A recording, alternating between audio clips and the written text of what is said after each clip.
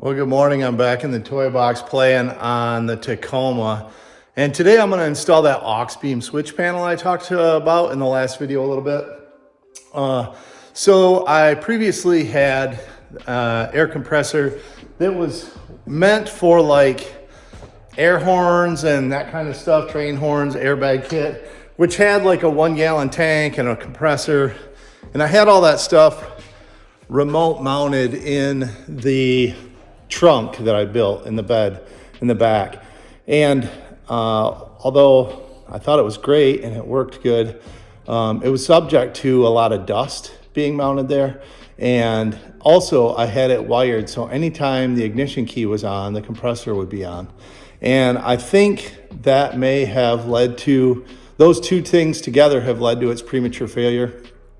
So what I'm looking to do today with wiring this up is putting the compressor on off button so I can turn it on only when I need the lockers and it doesn't constantly have power going to it. That way it's only cycling when I absolutely need it and not needlessly all the time if there's a leak or, you know, one's created or something. So, but also that gives everything in one concise little panel. So I'll have the power switch for the compressor. I will have the actual lockers front and rear on that. I will have the KC lights mounted on the front wired to that. And then potentially some more lights. So we'll see. I do have some other amber small 4-pod Amazon specials. However, they'd be really nice in the snow dust. I absolutely love the Diode Dynamics amber fog lights that I have on the Tundra, and something similar on this for snow wheeling would be sweet. So we're gonna work on that today. I need to clean up some of the stuff. There's a lot of debris after the truck melted down. There's a lot of debris all over it. So I'm gonna clean some of that up and then we're gonna get into wiring. I'm gonna unwire a bunch of old bad cobbled stuff that I did kind of as I was building. Some of it rushed, some of it not, but a lot of it was done with whatever I had on hand at the time. I didn't necessarily always have the best wiring, wires or crimps or whatever. So I'm gonna get rid of a whole bunch of that stuff and hopefully this will clean things up and make it a much better system and a much more consistent system. So let's get going.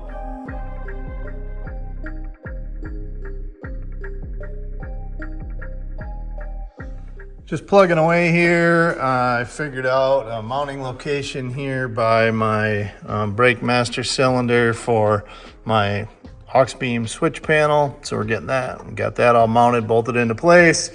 Now I gotta start sorting through the wiring and figuring out what went where. It's like that was a locker and that was the air compressor and this is to my auxiliary battery that I have in the back. And yeah, fun wiring.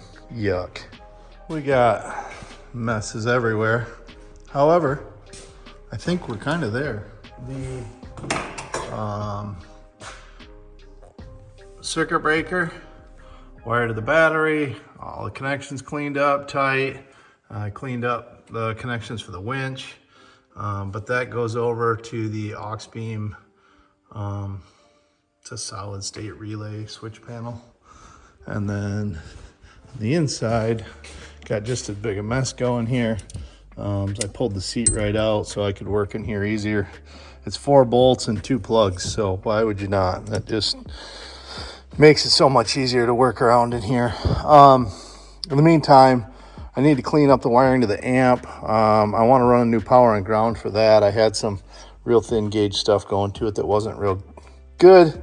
But with the air locker switches and the KC light switch removed, that is where the AuxBeam panel is going to live right there. So I'm just going to clean it and prep it real good, and I'm going to use the 3M double-sided trim tape along the back, and it should stay there no problem. I've used that stuff. I mean, it holds spoilers on cars and everything else, so it should ought to hold that little breaker switch panel for me. And then I'll clean this all up and go get a wire harness for the amp. Then maybe I can put it back together. While I was doing the wiring, I also tied the amber backlighting for the KC lights into the parking lights. It was a separate switched function on there before, but however now, that should be the KC lights.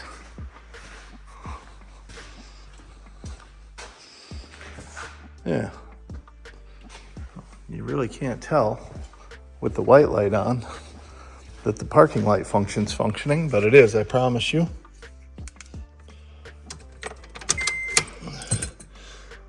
So that's kind of cool. Just one more thing to get tidied up. So all in all, I gotta say I do love this panel. So I have this button is the air compressor, front locker, rear locker, and then KC lights right now up front. And then I did the wiring that tied the parking light or backlighting feature of the KCs into my park lights when I turn those on. But all in all, very clean, concise way. I just mounted it with some 3M double-sided tape, removed one of these dummy outlets from behind it, so the wire just goes right through into that, mounted rock solid. That was definitely a great choice. Also, a huge thanks, guys on the Second Gen Tacoma forum online, just super helpful. And I was having some issues with the Boss Elite radio that I have in the truck, and come to find out it was like normal, just an ID10T problem, right? That's me, I'm an idiot. I hadn't went through all of the settings in there to turn on the power for the rear camera. So the rear camera, I had to like go in there manually and like to get to that feature each time.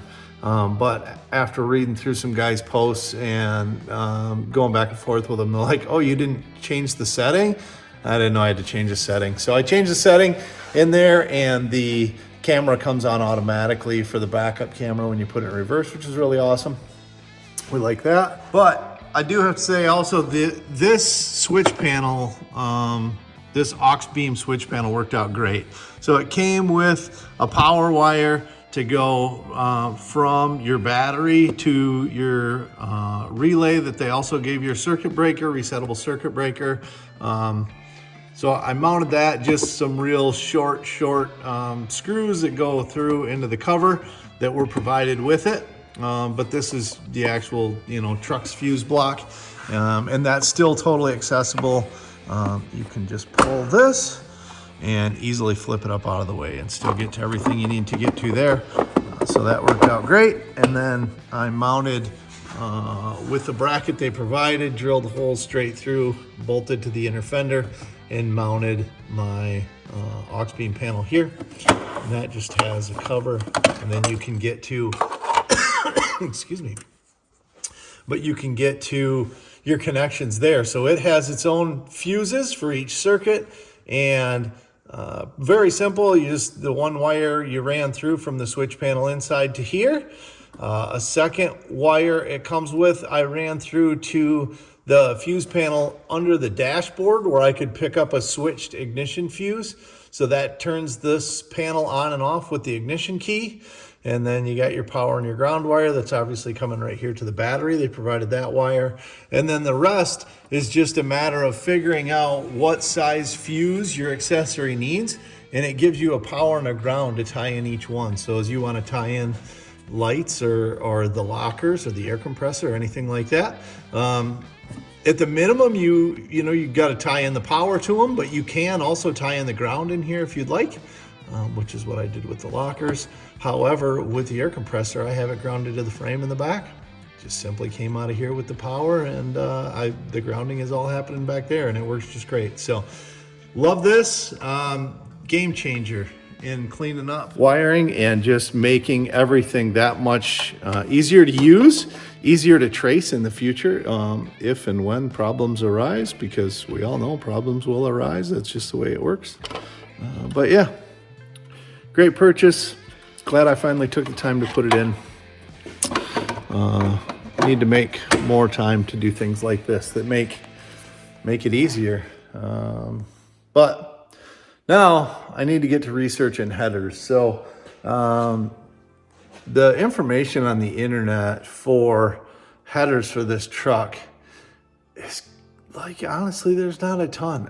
Is it just me? I hate Google anymore. I feel like 99% of what you get shown is advertising, and you can never find any good solid information like the old forum days where you could find all that information so well. But I'm going to continue hunting. I used the Doug Thorley Tri-Y header on the Stomper build previously. That thing worked awesome, and you could tell the difference when you put it on. Doug Thorley does make a header for this truck. It's $1,000. That's a big pill to swallow. LC Engineering makes a header for it as well. Their header is not too much cheaper. It's like $870 or $890 or something like that. So also pretty spendy. And then I think there's only like one other company I found that makes a header for it, which was AFE. So I don't know. Do you have the 2.7 2TR engine? Which header do you have? How do you like it? The Doug Thorley shows the most power gain throughout the whole RPM range, like overall. So I kind of lean in that way. My prior experience with Doug Thorley, they worked absolutely wonderfully on the other truck. I mean, people that rode in it could tell the difference. I mean, it was just obvious how much more performance you got with it. So I'm really leaning hard to go that way, but man, that's a big pill to swallow.